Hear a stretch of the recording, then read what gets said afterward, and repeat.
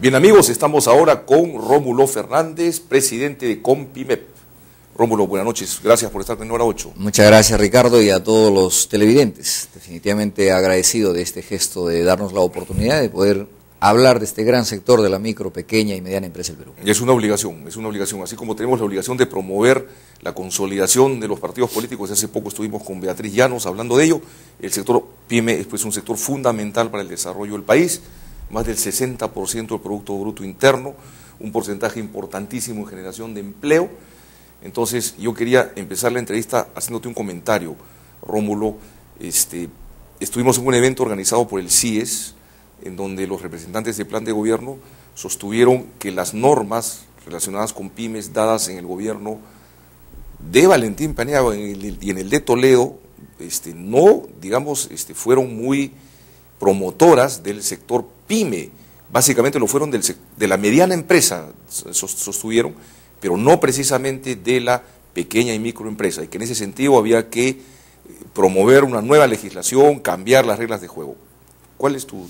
Bueno, definitivamente, en realidad hay una lista de normas que se vienen dando desde la época de Alberto Fujimori, a partir de del decreto legislativo 705 en el proceso de simplificación administrativa para alcanzar la formalización.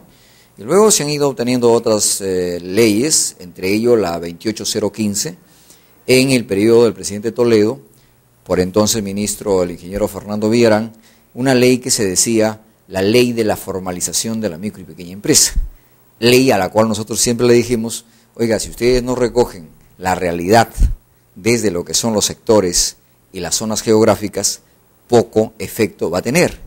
Y eso ha sido el resultado en consecuencia. O sea, en el tema de la formalización no se avanzó ni se está avanzando. Discúlpeme que te corte, Rómulo, pero me acabo de acordar que Elmer Cuba, el economista Elmer Cuba, que es representante del plan de gobierno justamente de Solidaridad Nacional, en ese evento del CIES, él fue el que dijo que la ley de Villarán, que fue en el gobierno de Valentín Paniagua. De Fernando Villarán fue en el periodo del presidente Toledo. Perdón, en el periodo del presidente Toledo.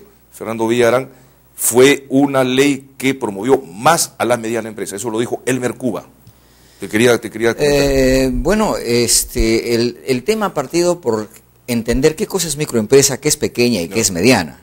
No es lo mismo tener una microempresa produciendo o fabricando zapatos o confecciones que una consultora cuando se quiere medir por el número de trabajadores y se quiere medir por el número de facturación. Entonces aquí se tiene que entender qué significa estas 3.200.000 y un poco más de micro, pequeñas y medianas empresas que hay en el país, porque todo el mundo habla de este sector.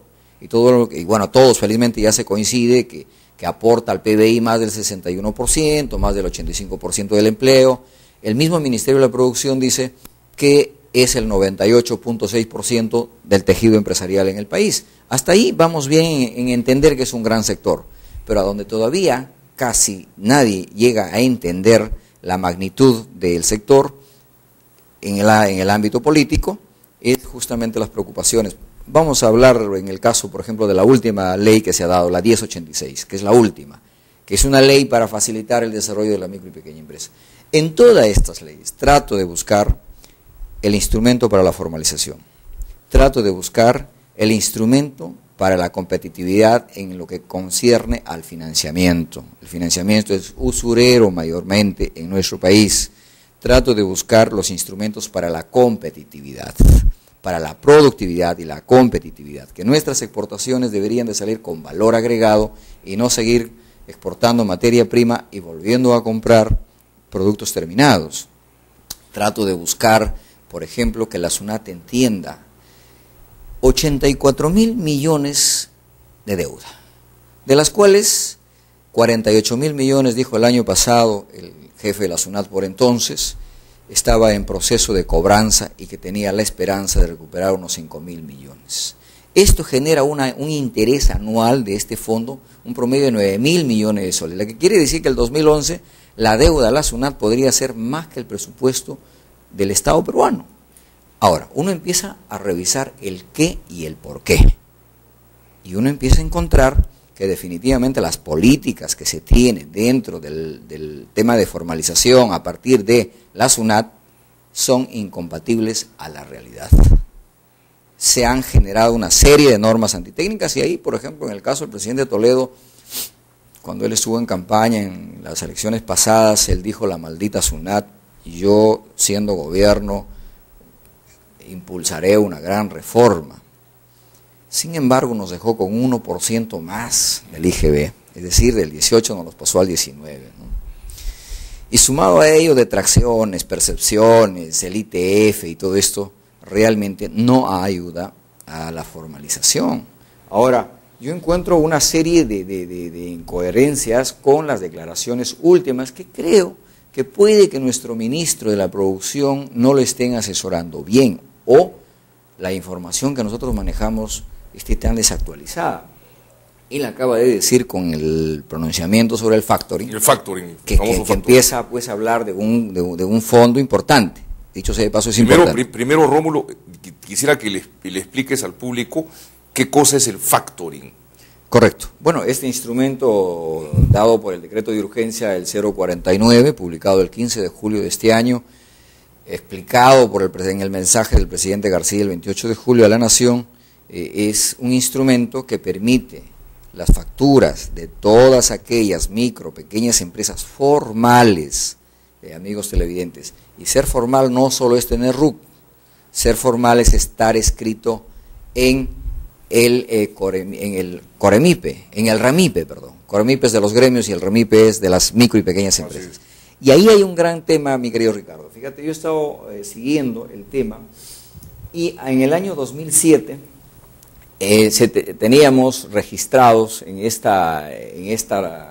espacio un promedio de 602.540 micro y pequeñas empresas.